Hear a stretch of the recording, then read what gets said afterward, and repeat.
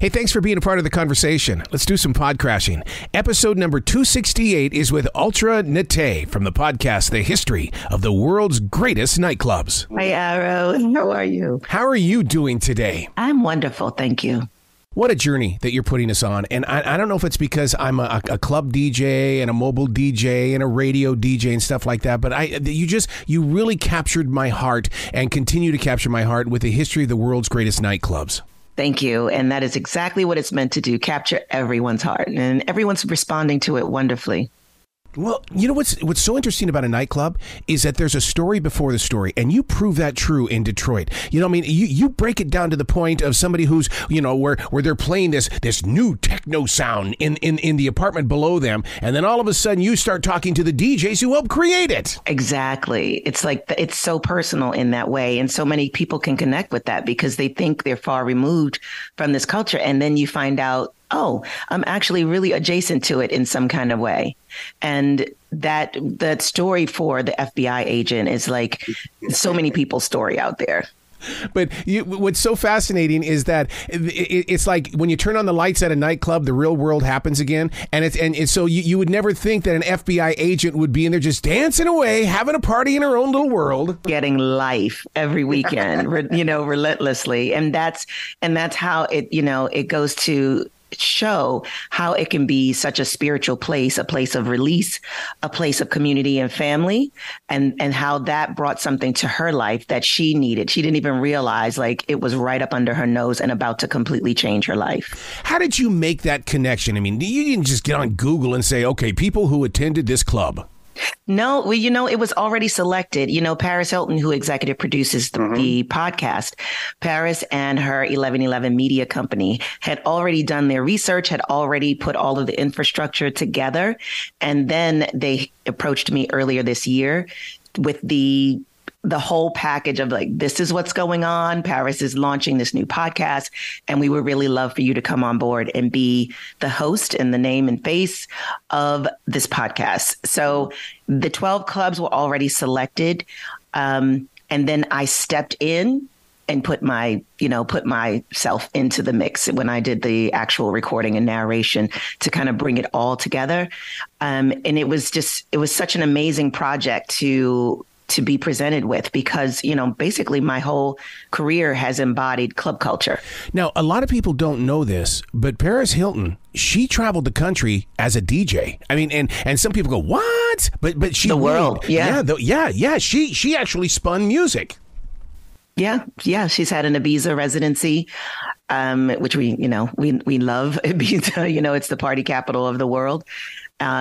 She's been spinning for quite a while, and she's running around the world doing many, many things, but definitely a DJ as well. One of the things that really flooded my heart while listening to the podcast is I actually thought, okay, so Charlotte doesn't have we've got clubs, but not clubs like this anymore. What has happened to the club? Have we lost to the DJs, to Coachella and all of these festivals? Because it seems like that's where everybody is growing. Well, there's a lot of things changing and evolving, but I think people are finding that love and appreciation for what these kind of spaces create. I think that you always have to make room for change. There's always going to be room. There's always going to be change. The festivals have come. They're not going to go away. Right. They are a very specific lane, but I don't think they replace what happens when people are in a room together, immersed in the sound. It's a different kind of animal in what these kind of spaces create, and they are having a rebirth again. So I'm very happy to see that happening around the world again. People are creating these kinds of spaces and understanding the value of the immersive situation with sound and culture and bodies tight together in a room, and like where that magic transcends us all to. One of the stories that listeners and or partygoers don't really get to hear, club owners. Oh my God, they can either be dark or they can be inspiring, but yes. It is all about the business. It is, and that can really shape what the club's energy is about. I mean, that's really, it all starts at the root. I mean, everything starts at the root of what the motive is.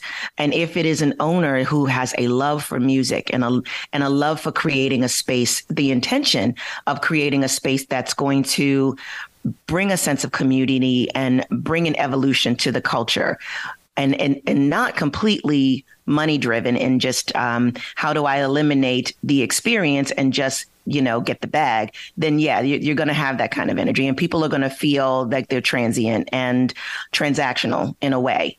When you have a club owner that approaches it with a love for the scene and the music and the culture, you're going to feel that in the way that people have a sense of community built around that space.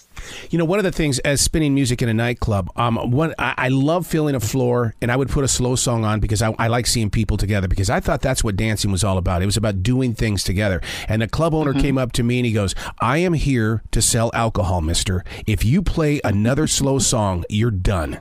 Yeah, well, that's pretty apparent where that was from. And again, there's room for everything because people are looking for different things. And there is a business involved in, club culture. So it really depends on the space and the energy around it. But the difference. When you're in a space where people really care about the music, and really caring about the music and the culture doesn't mean that the owner can't sustain a living, because we can't create the space and keep the space going for our culture if the owners are not making money some kind of way. But there has to be some kind of balance. I'm also a club promoter myself. I have a longstanding party called Deep Sugar that's 20 years old now. And I've, facilitated that party happening for the last 20 years at my own expense.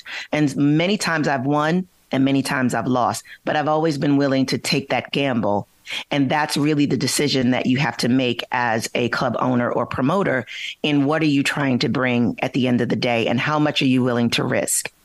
That's just the reality of it. One of the things that has really, I'm not going to say that it's damaged what the entertainers that are up in that booth, the smartphone and streaming, because I don't know how many times people have gotten to me up there at that booth and they're pointing at their phone going, play this one, play this one. They do not understand the art and the emotion that we're trying to capture. Yeah, I think that's a product of the newer technologies and in the way that they've broken down music and made it so that, you playlist everything and you just kind of mishmash things together. That part of the art is a little bit lost. But again, I think it depends on the space that you're in. If it's a very commercial oriented space where it's really just about playing like the top 20 hits on, Spotify at this moment, then yeah, that's what you're going to get. But if you're in a club where it's really based on the music and a culture and a scene and a crowd that gets music and being in a relationship with the DJ and being taken on a journey throughout the course of a night, then it's not, of the moment kind of situation with the music that's selected. And the DJ is looked at as, the orchestrator of my experience tonight. I'm fully immersed in this for the night, for an experience. So it's a different animal. One of the things that you talk about the techno age, I was there when it was starting to happen in the clubs here, but I also then started going through this new thing called EDM, and I'll never forget a club here in Charlotte that he would do things in that. He would say, okay, those of you in for the EDM, this is all for you. And I'm going, wait, there's a different side of this? And so, I mean, but if you didn't go to a club, you didn't experience it. Well, the whole talking over the mic thing is pretty wild anyway, but, you did have to go to the club to experience it at one point in time. But that goes to show the evolution of how technology has impacted the culture. But I guess, in my buoyantly optimistic way to look at how music has evolved and how the scenes have evolved, we have to find, a balance with technology. And we also have to, those of us who come from a different place with the culture have to teach and help the newer generations kind of experience things from a different perspective. So we create these spaces that do that in a way. I know with my party has always been a culture of the older generations teaching the younger generations when they come in how what the protocols are, like there's a culture of not drinking on the dance floor because you're spilling drinks and that's where people are dancing. But it depends on where you are and what the community in that space is about. So we can't, if that's not working for you, then that's not where your tribe is. You have to find where your tribe is. And that's really what the podcast is about all of these collective spaces where people found their tribe. They found their music culture, and it took them to a place. It elevated them in a way that they never saw coming. And that's really the point of it all. One of the things that I was blessed with in the early days is that our radio station actually created Planet Q here in Charlotte. And so I got to see the actual planning out of how they were going to put a spaceship inside this club. They built the spaceship. I got to be with the managers and the designers and things. And it's like, so I'm really blown away by the Detroit story, because you do take it from ground zero where they were practicing with the music and everything. And so, I mean, but it's just one of those, but then you find out that radio stations are not supposed to be associated with nightclubs. And so it's like, yeah. So, right. But the thing is but that's what I love about this podcast, is that you really do take us behind the scenes. How do you feel when you're bringing it forward by way of being behind that microphone and sharing the story? Well, I'm so inside each story, whether I had actually ever gone to that specific club or not. With recording each episode, I had to be inside each story. And, it was obviously drawing on all of my own personal experiences, because it was these specific kind of stories and cultures that built my career and built who I am as a person. I've been in music for 3 decades now, and it all started as just a club kid on the dance floor. So when I'm talking about what's happening behind the scenes for Ciara as the FBI agent, for London Uday as, a club kid that was far removed from London and dying to get over there to experience what this culture was about at Trade, at Turnmills. Like, I've lived all of those stories in one way or another as like a wide-eyed teenager when I first stepped into this music, or, in many parts of the story of Danceteria in episode 2, how, Madonna and Beastie Boys and all of these people that we know as icons now were just like regular kids, just kids off the street who were attracted to this space that welcomed them with open arms as nobodies and gave them the fertile ground that they needed to explore this art, to make art, to make mistakes, and to just really be free without anyone judging them. That is exactly how I ended up in the music business. So I'm so aligned with so many parts and so many threads in all of these stories that it really just created a very emotional response for me, and a sense of pride and gratification to be the voice and the person to represent this. You take me back to that old movie Drive-In. Thank God It's Friday was on that screen, and it tells the story of Donna Summer just trying to get her song played, because the artists that would bring me their mixes, and you had to take a chance. Oh my God! Because if that failed that floor, you had a conversation. I can so imagine. That's a lot of pressure and a lot of stress. But look at how that happened, how that came together, just so organically. Like, it was a risk for the DJ to play Madonna's track in that moment. Like, she was just like part of, the kids, in the space, and had just wore them down with tenacity and just like, you're going to play my record. Like, come on. And just wore them down, and finally got her track played and lit the club up. And that set the fire right there. Like, that was the match right there. It's so amazing to have that kind of backdrop story, to really personalize it in a way that people can connect with that innocence, that age of innocence for her and her career, and just how everything was so organic and raw in these spaces, that they were basically like little solar systems being built, by like planets clashing together. It was, just that raw and real. And that is my story as well, of falling into the music business, really, by just like creating a song on a lark and a DJ playing it because he loved it. Nobody knew who I was, never heard the song. He loved it, and it went bonkers in his club. And then he started playing it all the time. And then he started playing it on his radio show. Tony Humphries, I'm speaking of specifically in New Jersey at the time, from Club Zanzibar. Again, an iconic underground club that had its own culture and its own vibe. And that was part of the spark that started my whole career. So when I say I'm in alignment with so many aspects of these stories, of all 12 of them, I've lived them from various angles and degrees. And you're very clear in sharing with listeners right from the very beginning. You're not saying, hey, look, this isn't American Top 40. These are the top 12 clubs in the world. You're saying these are some of the best clubs in the world. You're very clear of that. We have to be very clear about that because, this is a very passionate thing, and I really appreciate how Paris Hilton, who is the executive producer and her 1111 media company, approached the research on this and approached how they wanted these stories to be shaped, because that's so important to this culture. There are still massive arguments online, on social networking over who started techno, who started house music, or, the people take this very, very personal. This is how people's lives and their livelihoods began. And they approached it with such reverence and such importance of crediting the LGBTQIA plus community, Black and brown communities, people that were involved in creating these spaces, the political activism that was born out of some of these spaces, along with the artists, the DJs, the icons that came out of these spaces, the music genres that were born out of these spaces. They were really careful to align all of these things.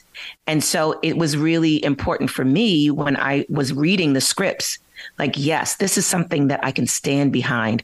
I can be proud of this because these stories are giving credit to the origins of it. And it's not about the shiny nickel, because people always, want to throw the shiny nickel out there to draw attention.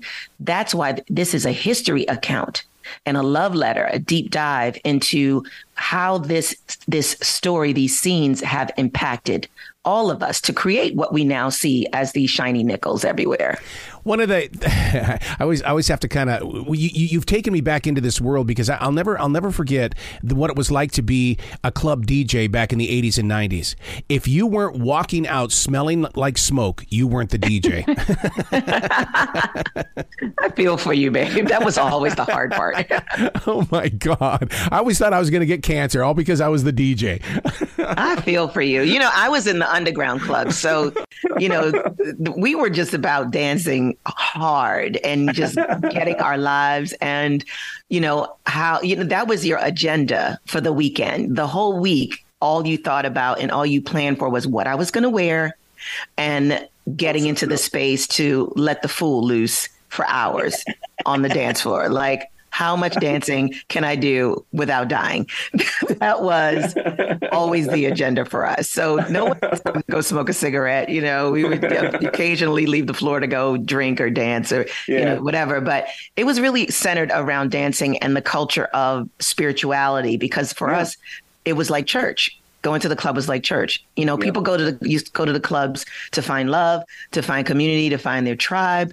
It's a lot of layers all out there. And when that music starts and you're in a great sound system and immersed in a moment, all of your fear, all of your anxiety, all of your stress, all of that kind of melts away.